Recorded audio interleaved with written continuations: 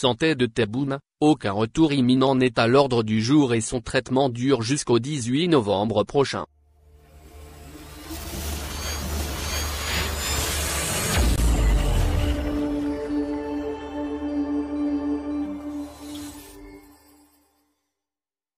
Le jeudi 12 novembre dernier, une fausse information a été propagée par le quotidien algérien Le Soir d'Algérie et reprise massivement par plusieurs médias nationaux affiliés à la machine de la propagande du régime algérien.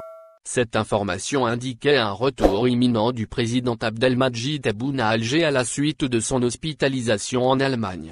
Cette information est totalement infondée, a confirmé Algérie par au cours de ses investigations. Aucun retour imminent n'est à l'ordre du jour pour la simple raison que le traitement initial auquel est soumis Tebboune en Allemagne depuis le 28 octobre dernier devra durer au moins 20 jours, a-t-on confirmé auprès de plusieurs sources très bien informées, notamment des sources médicales proches du palais présidentiel d'El Mouradia.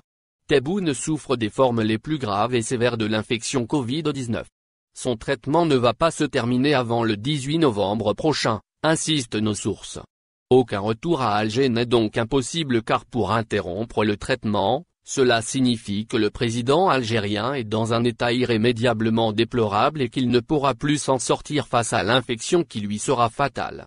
Cette thèse n'est pas encore envisagée, assurent nos sources d'après lesquelles les autorités algériennes suivent à la lettre les consignes et directives des médecins allemands auxquels a été confié le patient Abdelmadjid Tebboune.